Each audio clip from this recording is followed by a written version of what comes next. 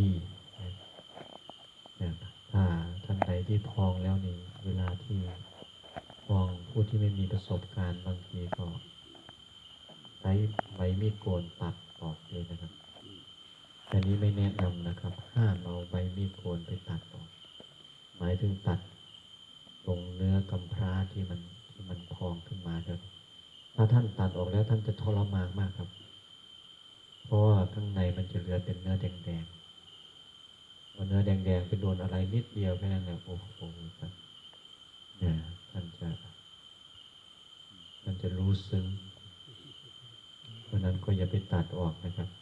ผู้ไม่เคยมีประสบการณ์เอากรรไกรตัดเล็บไปตัดแล้วก็ออกในที่สุดก็นั่นแล้วก็บางรูป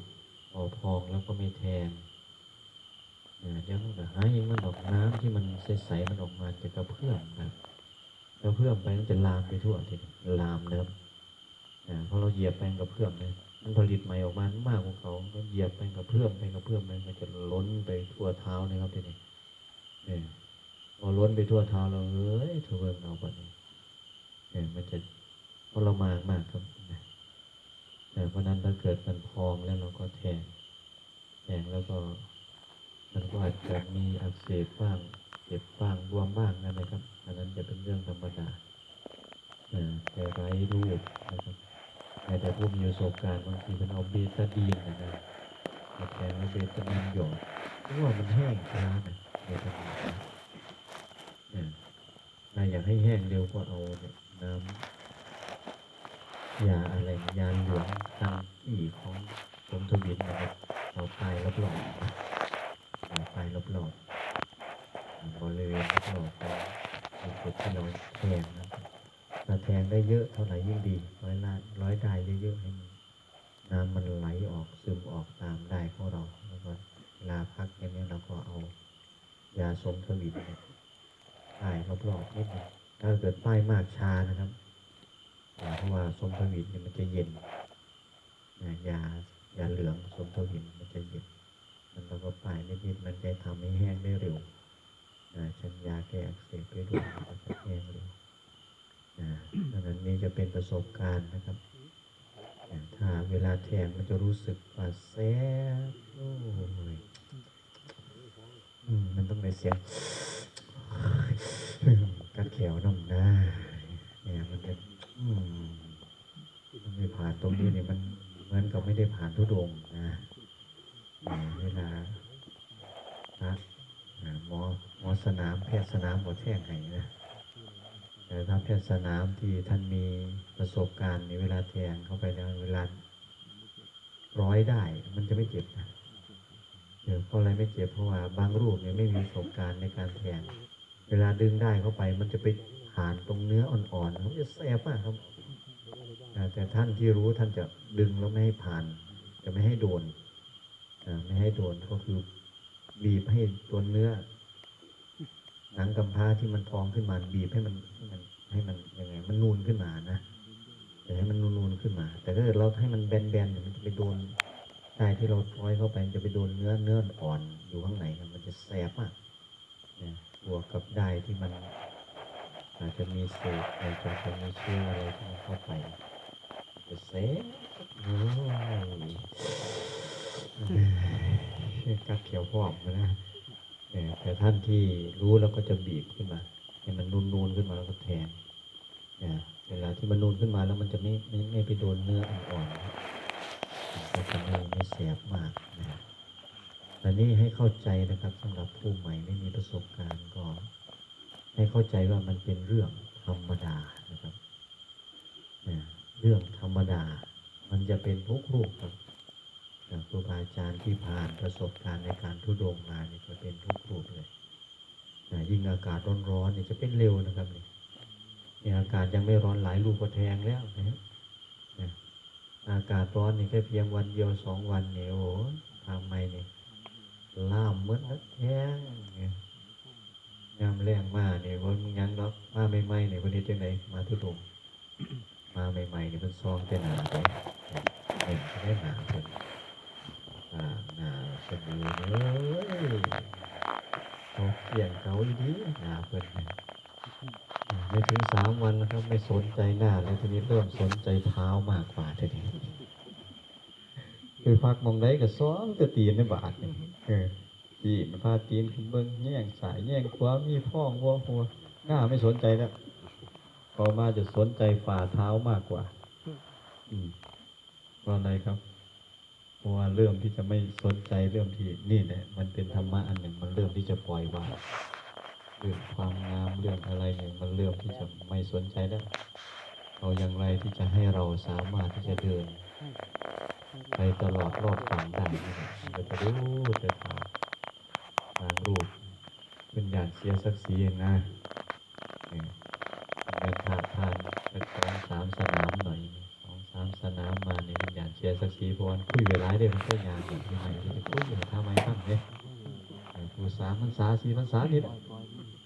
ผมยากว่าสันเนสีมันทีนี้เวลาถาวเพิ่นพ่อมเลยมันสิไปหลีได้แบบนี้เวลาแท้งเนี่ยสิบ่ให้โมเห็นนี่เป็นการเสียศักดิ์ศรีเพิ่นออกมาถึงเขาเต้นแล้วกระโดดไป2 ตีนนั่นแหละแบบนี้2 ตีนแท้งแล้วคุณเอาได้ออกคุณยันโมก็เห็นนะอันนี้มันเป็นประสบการณ์นะครับถ้าเราผ่านปี 1 2 ปี 3 ปีไปก็จะรู้สึกว่ามันเป็นเรื่องธรรมดาความทุกข์ความลำบากความไอ้ที่ธรรมดาตรงนี้ถ้ามันธรรมดาไป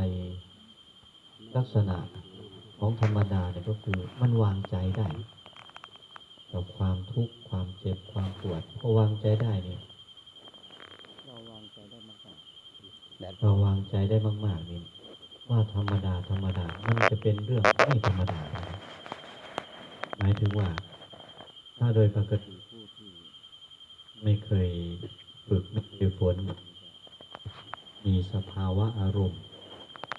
ทางจิตใจนะครับเวลาที่เท้าพองเวลาที่เหนื่อยหลายรูปก็เริ่มที่จะเดินสำรวมแล้วเห็นไหมปกติมือแหลกมันสิขึงขังเนี่ยเด้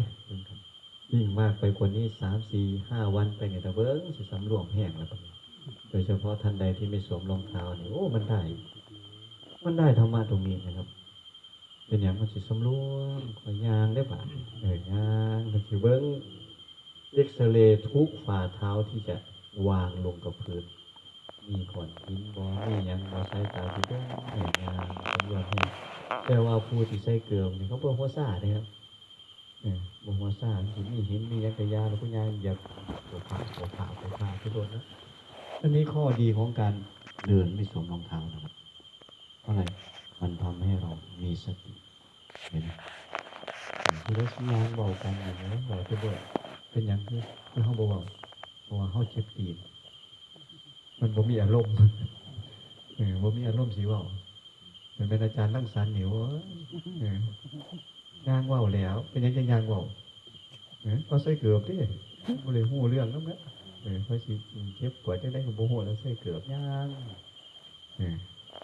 โมเมนต์ต้องรอหลายตัวโบใส่ตอนนี้ผู้ที่ใส่รองเท้ามันจะไม่ค่อยรู้อารมณ์ด้วยนะถ้าไม่ใส่รองเท้ามันจะมีสติในการเดินระวังหินข้างหน้าอะไรยังไงมันจะเอ็กซเรย์ทุกฝ่าเท้าที่จะวางแต่ว่าผู้มีประสบการณ์มากขึ้นสำหรับการเดินไม่ใส่รองเท้าเนี่ยผมก็ไม่รู้นะครับแต่ก่อนเนี่ยมักจะเดินเหยียบเศษแก้วแล้วมันจะฝังเข้าไปไอ้ตรงนี้ทรมานมากนะครับเวลาที่เราเหยียบเศษแก้วเล็กๆเล็กมากเลยนะครับเล็กมากใสๆถึงพอมันฝังเข้าไปแล้วเราคิดว่าเดี๋ยวไปห่อรองเท้าจะค่อยเอาออกบางทีเดินไปแล้วมันไม่มันลืมเห็นมันบางทีมันไม่เก็บมันก็ลืมไปพอมันลืมไปเนี่ยเราเดินอีกยกที่2อย่างนี้เหยียบไปบางทีมันไปโดนมันลึกกับไปอยู่ลึกๆทีนี้พอมาหาตอนเย็นหาไม่เจอเลยครับมันเขาไม่ลึกมันเป็นเศษมันกับเศษบางๆเนี่ยเหล็กเข้าไปพอเราเดินเหยียบไปได้เนี่ยพอเราเดินเหยียบไปเลยมันเข้าลึกไปเรื่อยเข้าไปถึงเนื้อข้างในทีนี้มันจะหาหน้าปากแผลที่มันเข้าไปไม่เจออยู่ตรงนี้ทรมานกว่าเท้าฟองอยู่นะครับ ทีนี้ยิ่งถ้าเกิดหาไม่เจอโอ้โหครับบอกได้เลยมันจะทรมานมากเดินไปบางจังหวะก็แป๊บขึ้นมาเดินไปบางจังหวะแป๊บแป๊บแต่เวลาที่เราไปแกะหาแล้วไม่เจอก็ต้องใช้ใบมีดโกนครับปาดหาเลยเอาใบมีดโกนก้มๆยึดลงหามันแป๊บลงมาเอามือกดตรงแป๊บนั้นปาดลงไปจนถึงมีครั้งหนึ่งผมก็แบบนี้เนี่ยโอ้ยเศษนิดน้อยหนึ่งครับมันเข้าไปนิดเดียวนะครับแต่มันทำให้ทรมานมากตัวนี้หนักกว่าเท้าฟองอีกแต่ทีนี้ผู้ที่มีสติมีประสบการณ์หลังมามันไม่ค่อยเป็นนะมันไม่ค่อยเหยียบโดนผมก็คาดว่าน่าจะเป็นที่เรามีสติในการดูโดยเฉพาะตรงไหนที่เราเห็นเศษแก้วที่มันแตกตามข้างถนนก็เห็นปุ๊บมันจะหลบแต่ถ้าเกิดไม่มีสติมันก็เดินไปงั้นพอพาไปแล้วบางเถอะเศษแก้วบอกว่าแต่บางทีมันเข้าไปแล้วทีแรกมันโดนใหม่ๆมันปักเข้าไปมันยังไม่เจ็บนะพอแต่มันฝังลึกเราย้ำไปมันก็เข้าไปลึกๆไปโดนเนื้ออ่อนปุ๊บมันจะเริ่มเจ็บนะมันลึกแล้วถ้ายิ่งเดินไปอีกนี่ฝืนเดินไปอีกยิ่งเข้าลึกยิ่งหายากตรงนี้มันก็ทำให้เรามีสติสำหรับผู้ที่ใส่รองเท้านะอันนี้ก็ลองฝึกดูไม่ใส่รองเท้ามันก็ทำให้เราได้มีสติดีในการเดินมีสัมปชัญญะจะเดินสติไปพอดีของการไม่ใส่รองเท้าดังนั้นก็จะเป็นประสบการณ์ให้กับเราถ้ามีความเจ็บความทุกข์แล้วเราสามารถปรับสภาวะอารมณ์ของเราให้เป็นปกติได้ตรงนี้ที่บอกว่าเรื่องธรรมดาความเจ็บความทุกข์ต่อมามันจะไม่ธรรมดายังไงไม่ธรรมดาในเรื่องของสภาวะจิตใจมันจะต่างกับคนทั่วไปที่ไม่ได้ฝึกคนที่ไม่ได้ฝึกเนี่ยมันจะต่างกันมากบางรูปบางองค์ที่เป็นครูบาอาจารย์เนี่ยอยากจะยกตัวอย่างรูปหนึ่งให้ฟังก็ได้แต่ก่อนอาจารย์น้อยประเสริฐเดินปีแรกๆปี2ผู้ใดไปไกลว่าได้หรอกครับไม่มีใครไปไกลนอกเอาอารมณ์เสียเราแล้วจิตหายไปทั่วทีช่วงพรรษาแรกๆของท่านผมเดินพรรษาแรกท่านพรรษา3ก็ได้ไปไกลว่าไหนเราหายแบบอารมณ์มันสภาวะลมมันไม่ได้นะแต่ว่าหลังมาเนี่ยเปลี่ยนเลยครับเปลี่ยนได้เยอะเลยจนเราเห็นทุกวันนี้เนี่ยใครที่รู้จักอาจารย์น้อยประเสริฐเวลาเดินทุดงอะไรเนี่ยเราเรียนไม่ธรรมดาแล้วไม่ธรรมดาเหมือนกันแต่ว่าสภาวะอารมณ์กับในก่อนมันคนละเรื่องกันเลยอันนี้คือมันได้จากการมาทุดงแล้วมันได้พัฒนาเพราะว่าส่วนหนึ่งเมื่อเราเจ็บทางร่างกายแล้วก็ได้ฟังเทศได้ฟังธรรมะครูบาอาจารย์ที่เทศให้ฟังแต่มันก็ฝึกไปทีละเล็กทีละน้อยทีละเล็กทีละน้อยเอาไปเอามาจิตใจมันพัฒนามาบางทีมันก็ไม่รู้ตัวเองเนี่ยเฮาคือจังบอกอารมณ์คือแต่ก่อนนะแต่ก่อนนี่เวลาเดินเหยียบก้อนหินมันจะโกรธนะครับโมโหให้คนทำถนนหลวงพ่อหนึ่งแต่ก่อนหลวงพ่อหมอแล้วเราไปอยู่ใส่หลวงพ่อหมอมันยางมาทางเส้นไหนบอดีแล้วโจมเห็นรัฐบาลเห็นโน้มคางทางแล้วอ่องบอกโน้มแล้วไปเลือกมันอีกจะคือนะผมว่าอันโยมเขาก็ไม่ได้พูดเรื่องนะเจ้าของเจ็บตีนมันท่านนั้นจะไม่เห็นถนนแนวนี่พูดว่ามันกินหอนหินกินหอนดินกินหอนทรายพูดว่าเดี๋ยวไปหาเลือกมันจะคือหรือผมคนนี้พูดเจ็บตีนเพิ่นอารมณ์เสียสยโยมเขาก็บ่ฮู้เรื่องนะมันบ่ไปให้รัฐบาลให้พวกเทศไปทั่วที่มันไม่รู้ที่จะโกรธมันโกรธจะไหนบ่ได้นะก็ไปลงกับหินกับถนนกับอะไรไปงั้นเวลาสุดท้ายนี่มันโกรธหินผมมีตัวหนึ่งคือกันเจ็บตีนแห้งนะกัดแขวกูจะหายเด้จะหายหินนะทำยังไงทีนี้ได้หินหลายกระทืบมันเลยมันสิซ้ำไหนมันผมว่าดูใจไงกระทืบหินเลยนี่แล้วหินคุกนี่แล้วกระทืบไปผมสารทานไปใส่รองเท้ากระทืบไปปัญญามาพักที่บาทนี่ เอามันบวมมันระบมไปหมดเลยครับโอ้ยอยากห้องอยากไห้ตอนเช้ามาบิณฑบาตคนใส่บาตรได้2 คนเดินกลับเลยมันบ่ไหวนะเพราะว่ารักษาข้อวัดที่เราสมาทานบิณฑบาตเป็นวัดโยมใส่2 คนบอกพระที่เดินอยู่ข้างหลังโอ้ผมบ่ไหวผมเจ็บตีนแห้งอับเลยดังนั้นมันโกรธจนไม่รู้จะโกรธอะไรก็โกรธให้เห็นโกรธให้ถนนโกรธมันจะอารมณ์มันจะพล่านไปทั่วเลยยิ่งอารมณ์อย่างนั้นถ้าเกิดใครมาพูดไม่เข้าหูเนี่ยเฮ้ยก็ต้องห่วงเลยตอนนั้นเนี่ยเห็นผู้ที่ว่าพอเขาหูนี่ซ้ำหมดเดียวได้บาดเลยอารมณ์มันเป็นอย่างนั้น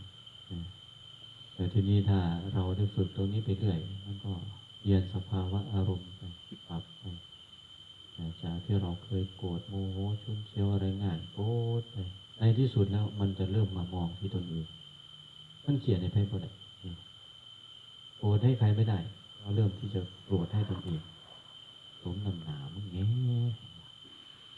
มึงอยู่วัดดีๆมึงคือบ่อยู่วัดมึงก็บ่ได้เก็บกินอย่างที่มินทบาทเขาได้ฉันรู้หรือไม่เห็นยังมันเริ่มโทษตัวเองก็ไม่เริ่มโทษไม่โทษแต่ผลไม่โทษใครแล้วแต่นี่เริ่มโทษตัวเองมาทำไมไม่ยังอะไรยังภาษาสัญญาให้เจ็บตีนในสิ่งย่างเวลาวัดเจ้าของหินกูกับพื้นดอกไม่ย่างใครก็ไม่เห็นห้างผมบางทีมันก็โกรธให้ครูบาอาจารย์ที่เดินอยู่ข้างหน้า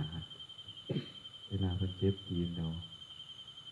ห่างกิโลนึงมันก็คือไก่เด้แน่เห็นงูอยู่ไก่กับงูกับย่างเลี้ยวแห้งพะโล่บัดคืนหอดครูบาอาจารย์ที่อยู่ทั้งหน้าคือย่างผ้าน้ำบัดนี้ที่ฟ้าวไม่ตายใส่ยิบตาคิดเกียดในใจเห็นแล้วตาผู้นำทั้งหน้าโอ้จักบ่มองพักดีๆก็เสียอยู่บ่คือบ่พอพักบ่พอเอาเวจักเถื่อสิผ้ายางไม่ใส่กระโดดคันเดียวเถอะมันสิให้ฮอดมื้อนี้รถบอกมันลมในใจนะบางคนก็บ่นออกมาเลยก็มีนะเพราะนั้นมันฝึกไปฝึกมามันก็เปลี่ยนสภาวะอารมณ์มันเข้าใจมากขึ้นเมื่อเข้าใจมากขึ้นเนี่ยถามว่าเจ็บไหมเดินทุกปี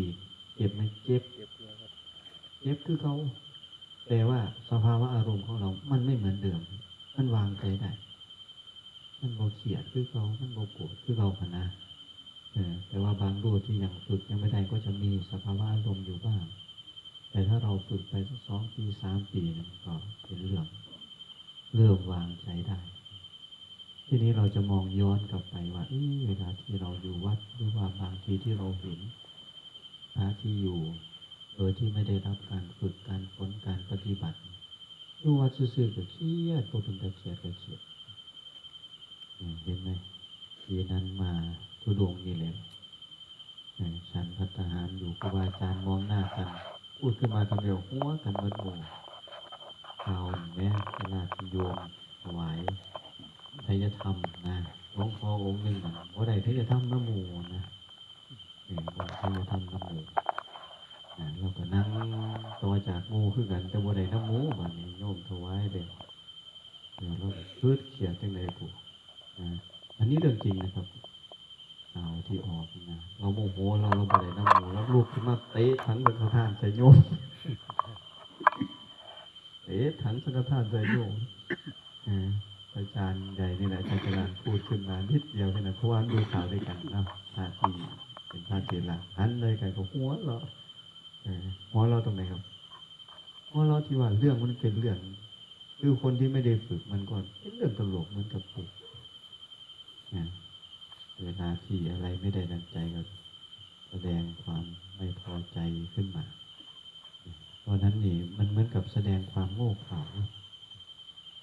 บางคนมันไม่เข้าใจหลงผิดเวลาแสดงแบบนั้นแล้วนี่หลงผิดเลยบางคนก็ได้แสดงอาการความโกรธเพื่อให้คนอื่นเขาเกรงขามเพื่อให้เขากลัวอย่างเงี้ยบางทีพูดออกมามันก็ฟังมันก็น่าสงสารเหมือนกันได้คนหลงผิดนี่นะหลงว่ายังไงผมหายมากมันหยาดเลยผมมันอันนี้มากแล้วมันถอยเลยมันหยาดนั้นโอกาสแล้วก็ผมมัน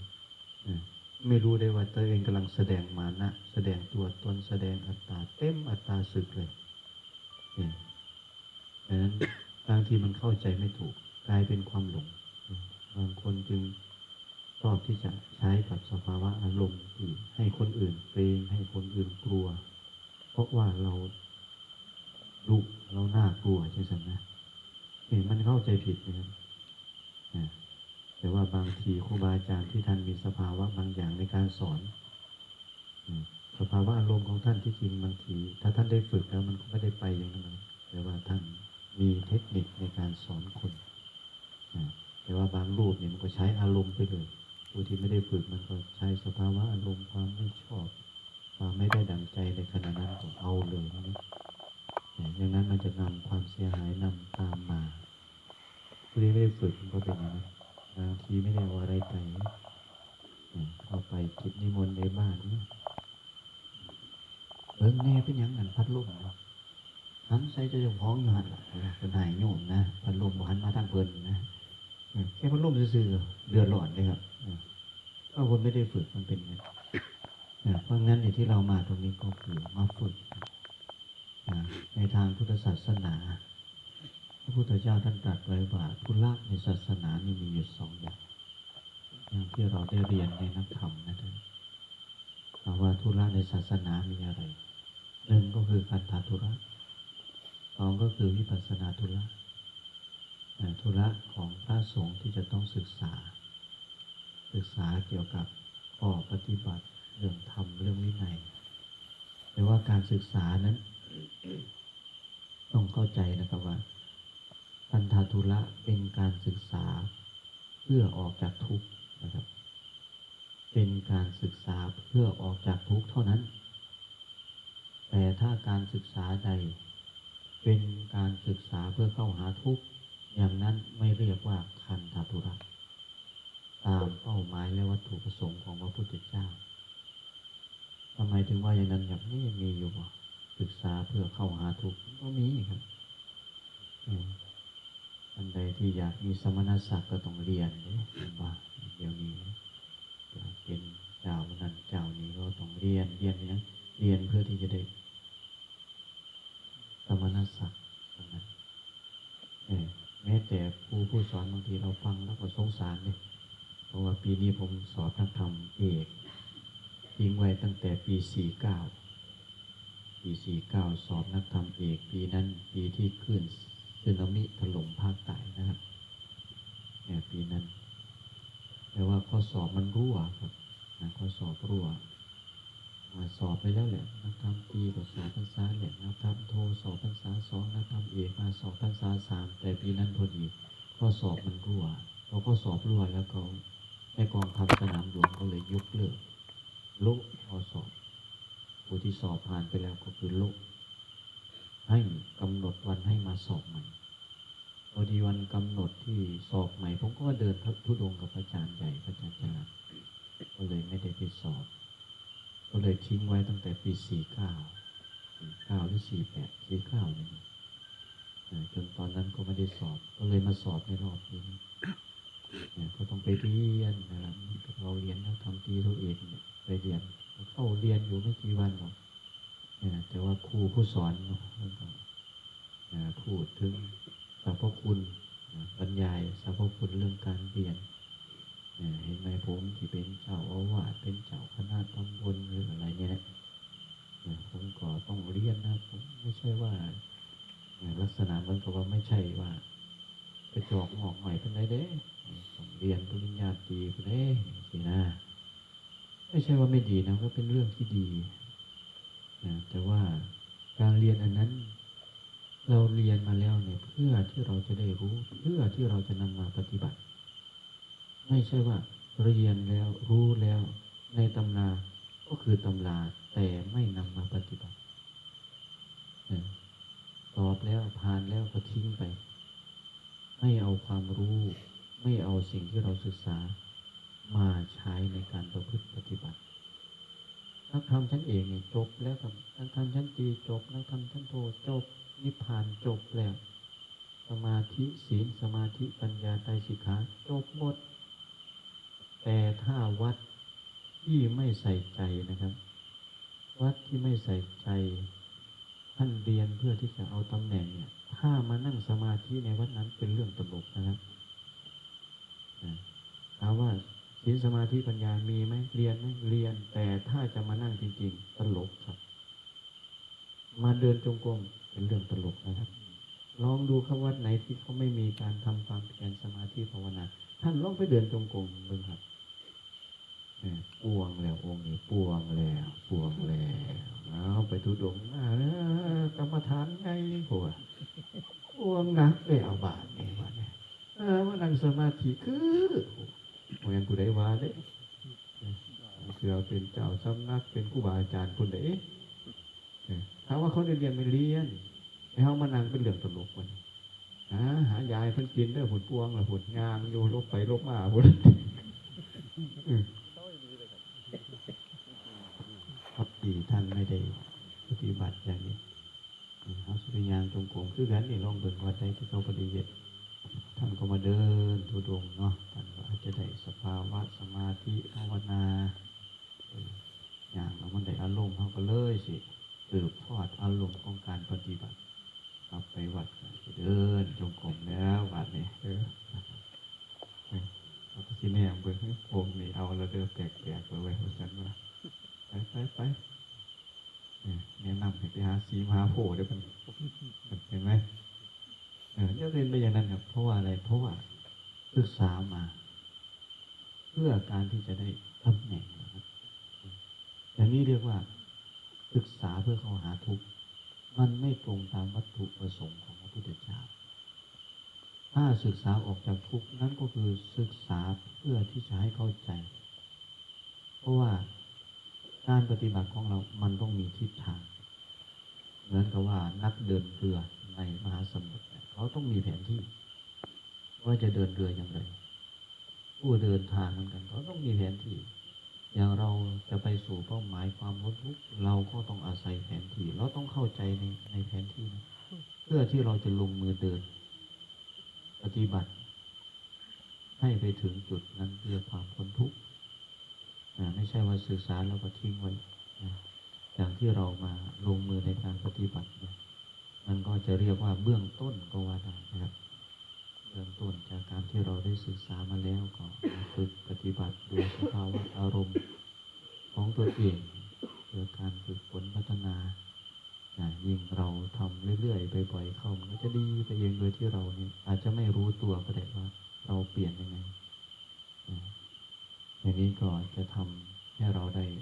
ปฏิบัติตามแนวทางที่พระพุทธเจ้าได้วางแนวเอาไว้อย่างที่สองนั่นก็คือวิปัสสนาธุระนั่นก็คือธุระในการที่จะทำให้เกิดความรู้แจ้ง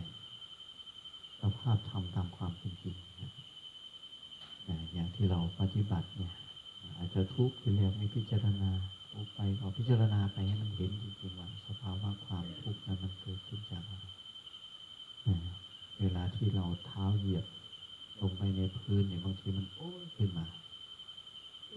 สังเกตดูนะครับเวลามันเจ็บมากๆเนี่ยเราก็ไม่ได้สั่งให้มันโอยนะมันก็โอยขึ้นมาได้แค่นี้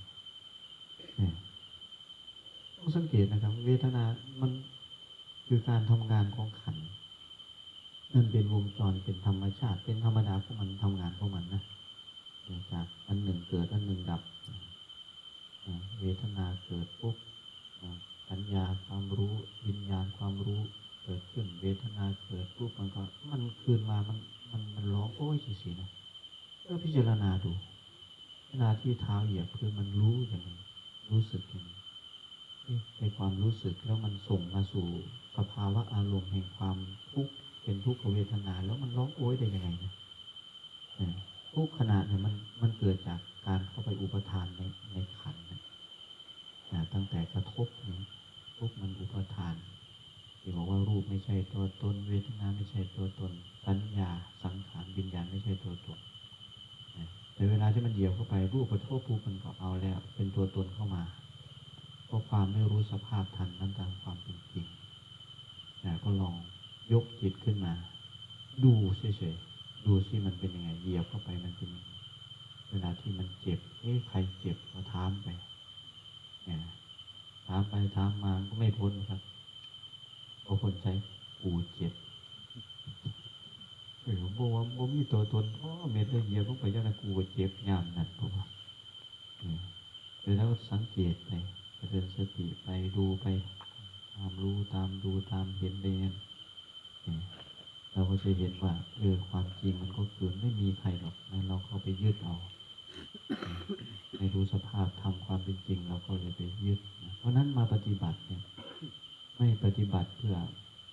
อะไรนะครับปฏิบัติเพื่ออะไรมันก็บอกว่าเพื่อจะละตัวตนเพื่อละตัวตนเพราะตัวตนมันทำให้เราเป็นทุกข์ก็เลยต้องมาละตัวตนอันที่จริงไม่ต้องไปละตัวตนนะครับถ้ามันละเอียดเข้าใจนั่นก็คือเราไปละความเห็นผิด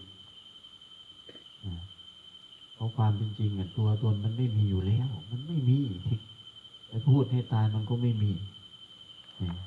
ที่มันมีเพราะว่ามันมีความเห็นผิดนั่นเองที่เราปฏิบัติเพื่อละความเห็นผิดของเรามันเห็นผิดเห็นว่ามีตัวตน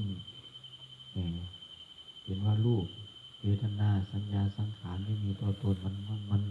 นไม่เห็นสภาพธรรมความเป็นจริงอย่างที่ว่าในวิปลาสสี่ในวิปล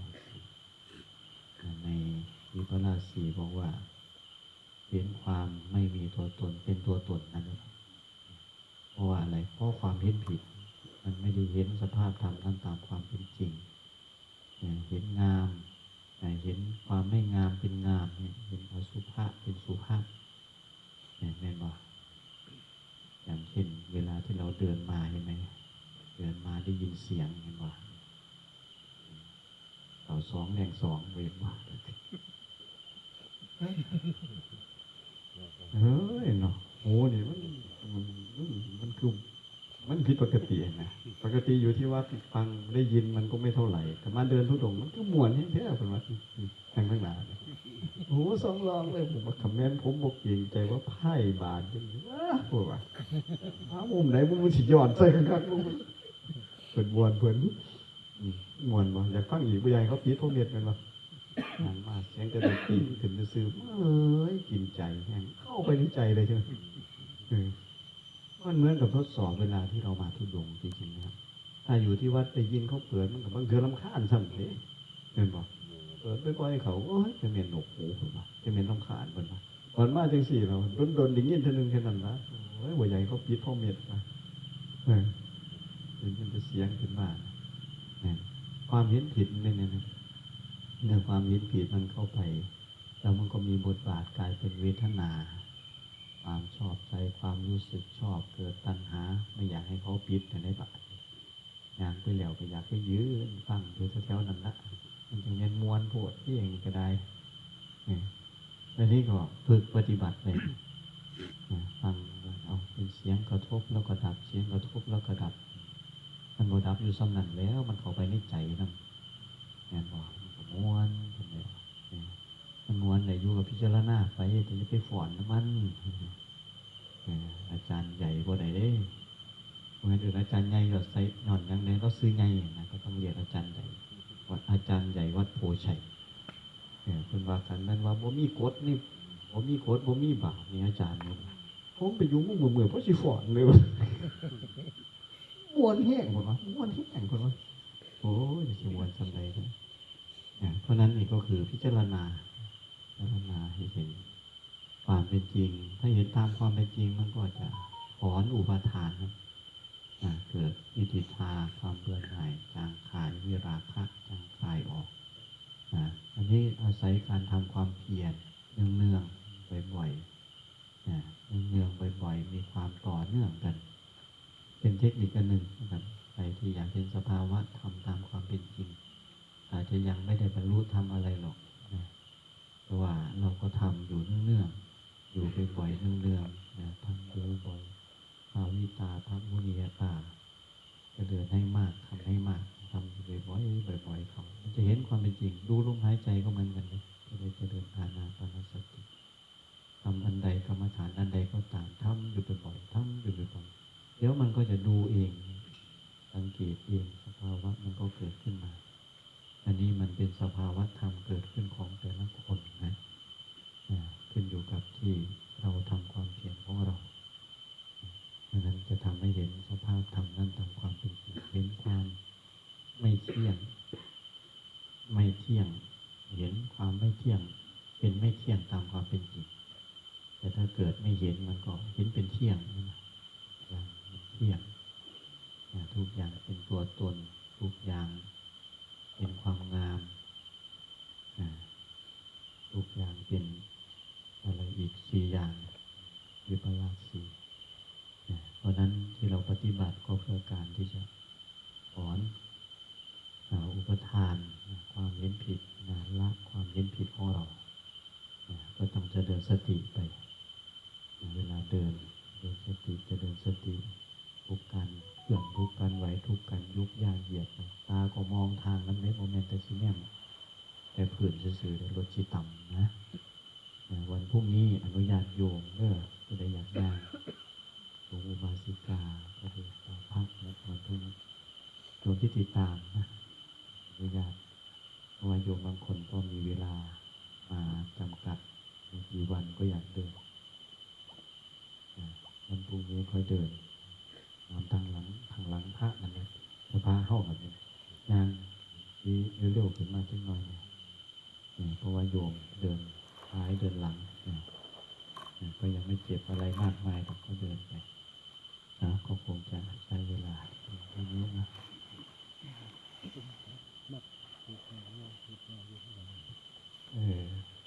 เพื่อความงามเนาะเวลาที่เราประสบด้วยดีแล้วเดินตามถนนนี้ก็ไม่ค่อยงามบางทีผู้พบเห็นผ่านแล้วก็เป็นที่ถูกที่เตียนของผู้ที่พบเห็นได้นะครับ